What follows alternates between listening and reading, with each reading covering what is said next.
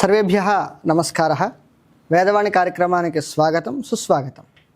ఈరోజు మనం చూసేటువంటి శబ్దం వచ్చేసి ఉకారాంత పుల్లింగ గురు శబ్దం చూస్తాం. ఇప్పటి వరకు మనకు అయినటువంటి శబ్దాలు ఏమిటి? అకారాంత రామశబ్దము, ఇకారాంత హరిశబ్దము అయింది. ఇప్పుడు మనం చూసేటువంటి శబ్దము ఉకారాంత గురు శబ్దాన్ని మనం చూడబోతున్నాం. ఈ ఉకారాంతానికి ఇకారాంతానికి పెద్ద వ్యత్యాసం ఏమీ లేదు. ఇకపై మీకు ఈ శబ్దాలన్నీ సులువుగానే అవుతాయి. ఉకారాంత శబ్దం ఎటువంటిదంటే, ఇకారాంత శబ్దాన్ని ఒకసారి మనం చూసినట్లయితే హరిహి, హరి, హరయః. ఈ ఉకారాంత శబ్దం చూస్తున్నారంటే మీరు ఇకారాంత శబ్దం నేర్చుకుని ఉండాలి. ఇకారాంత శబ్దం నేర్చుకోకుండా ఉకారాంత శబ్దం చూస్తే ప్రయోజనం లేదు.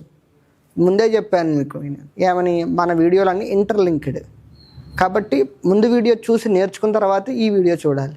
మీరు స్కిప్ కొట్టేయద్దు, పూర్తిగా చూడండి. నేను మీకు చెప్పదలుచుకున్నది ఒకటే, విన్నపం స్కిప్ కొట్టద్దు. కాసేపు 9 నిమిషాలు వీడియో ఉంటుంది, మహా అయితే 10 నిమిషాలు వీడియో ఉంటుంది. కాస్త 10 నిమిషాలు ఓపిక మనం కేటాయించుకొని చూసినట్లయితే సబ్జెక్ట్ మనకు అర్థమవుతుంది, శబ్దం పూర్తిగా మీకు అవగాహన అవుతుంది పూర్తిగా. అందుకోసం అన్నమాట. ఇక ఇకారాంత శబ్దంలో ఏమిటన్నాను? హరిహి, హరి, హరయః. ఎక్కడైతే ఇకారాంత శబ్దంలో యా అనేటువంటి అక్షరం వచ్చిందో ఇక్కడ ఉకారాంత శబ్దంలో అక్కడ వా అనేటువంటి అక్షరం వస్తుంది. హరి శబ్దంలో యా అనేటువంటి అక్షరం ఎక్కడైతే వచ్చిందో ఉకారాంత శబ్దంలో యా స్థానంలో వా వస్తుంది. అది ఇకారాంతము, ఇది ఉకారాంతం.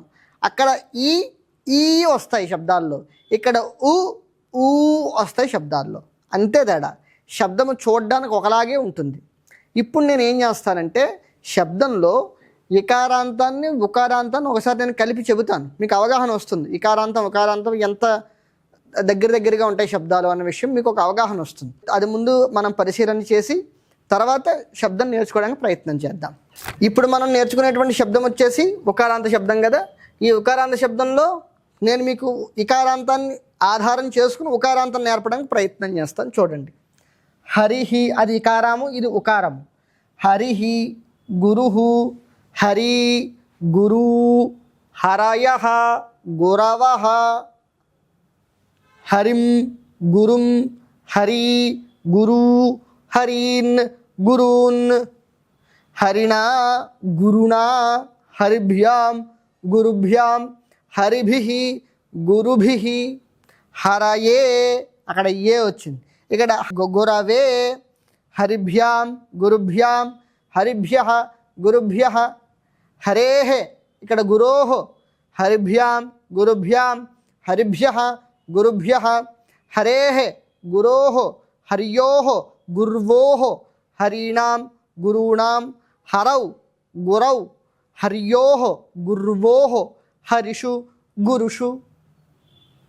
చూడ్డానికి దగ్గరగా గురు శబ్దము హరి శబ్దము ఒకేలా అనిపిస్తాయి, కానీ అది ఇకారము, ఇది ఉకారము. అక్కడ యకార స్థానంలో ఇక్కడ వకారం వచ్చి చేరుతుంది. అంతే మీరు గమనించుకోవాల్సింది. ఇప్పుడు దీన్ని అభ్యాసం చేద్దాం. గురుహు, నేను గ్యాప్ ఇస్తాను 2-3 సెకండ్లో, మీరు 2 సార్లు చెప్పండి. గురుహు, గురు, గురవః, గురుం, గురు, గురూన్, గురుణా, గురుభ్యాం గురుభిః, గురవే గురుభ్యాం గురుభ్యః,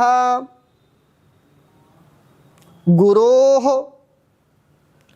గురుభ్యాం గురుభ్యః, గురోః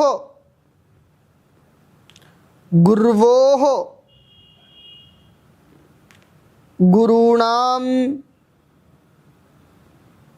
గురౌ గుర్వోః గురుషు. ఇది ఉకారాంత పుంలింగం గురు శబ్దం ఇలా ఉంటుంది. ఇక గురు శబ్దంలో ఉదాహరణగా మనం ఏం తీసుకోవచ్చు? భాను తీసుకోవచ్చు, విష్ణు తీసుకోవచ్చు, ధేను తీసుకోవచ్చు, రిపు తీసుకోవచ్చు. ఇట్లా ఉదాహరణలు తీసుకోవచ్చు. దాంట్లో ఒక ఉదాహరణ చెప్తాను మీకు. భాను చెప్తాను. భాను, భాను, భానవ, భానుం, భాను, భానూన్, భానునా, భానుభ్యాం, భానుభిః, భానవే, భానుభ్యాం, భానుభ్యః, భానోః, భానుభ్యాం, భానుభ్యః, భానోః, భాన్వోః, భానూనాం, భానౌ, భాన్వోః, భానుషు. విష్ణు, విష్ణు, విష్ణుం, విష్ణునా, విష్ణవే, విష్ణోః, విష్ణోః, విష్ణౌ. విష్ణు, విష్ణు, విష్ణుభ్యాం, విష్ణుభ్యాం, విష్ణుభ్యాం, విష్ణువోః, విష్ణువోః. విష్ణవః, విష్ణూన్, విష్ణుభిః, విష్ణుభ్యః, విష్ణుభ్యః, విష్ణూనాం, విష్ణుషు. అలాగే ఉంటుంది. మళ్ళీ పాత శబ్దాల్లాగే ఈ రెండు కామన్, ఈ మూడు కామన్, ఈ రెండు కామన్. హరి శబ్దంలో హరేహ హరేహ కామన్, ఇక్కడ గురోహ గురోహ కామన్. హరిభ్య గురుభ్య, హరిభ్య గురుభ్య గురుభ్య, గురూన్, హరీన్, గురుషు, హరిషు. శబ్దమే గురు శబ్దం. గురుహు, గురుం, హరిం, గురుం మకారం యోజించడం. అంటే మీకు ఈ ఎల్లో కలర్లో పెట్టినవన్నీ కూడాను కామన్గా ఉంటాయి. హరీనాం, గురూణాం ఇవన్నీ కూడా కామన్గా ఉంటాయి శబ్దాలలాగే. మీకు కొత్తగా అనిపించేది ఏమిటి? గురవహ, హరయహ. మీరు యకార స్థానంలో వకారం వస్తుంది అని మనం ఆలోచించినట్లయితే ఇది కూడా మీకు సులువే. హరిణ, గురుణ ఇది కూడా సులువే. హరిభిః, గురుభిః ఇది కూడా సులువే. హరయే, గురవే, గురు బ్రహ్మ, గురుర్విష్ణు, గురుర్దేవో మహేశ్వరః, గురు సాక్షాత్ పరం బ్రహ్మ తస్మై శ్రీ గురవే నమః ఉంది కదా, ఆ గురవే ఇక్కడదే చతుర్థి. నమః వచ్చిన చోట చతుర్థి వాడమన్నాడు కాబట్టి గురవే ఇక్కడ వాడాం. అలాగే ధేను శబ్దం తీసుకుంటే ధేనవే. పూజ్యాయ రాఘవేంద్రాయ సత్యధర్మవ్రతాయ చ భజతాం కల్పవృక్షాయ నమతాం కామధేనవే. ఆ ధేనవే ఇక్కడదే చతుర్థి ఏకవచనం. కాబట్టి ఇది ఉకారాంత స్వరూపం ఇలా ఉంటుంది. ఈ ఉకారాంత స్వరూపాన్ని బాగా అభ్యాసం చేసి తర్వాత మనం నేర్చుకోబోయే అంశం ఏమిటి? రుకారాంత పుల్లింగ పితృశబ్దాన్ని మనం నేర్చుకోబోతున్నాం నెక్స్ట్ వీడియోలో.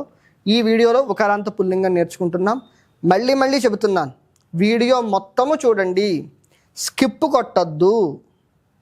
మొదటి నుంచి చివరి వరకు చూడండి.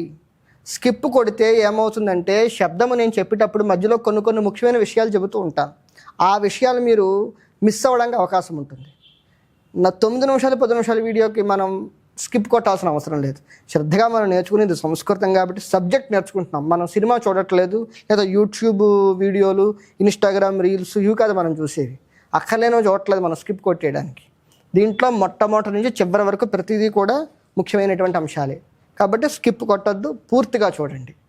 జైతు సంస్కృతం, జైతు భారతం.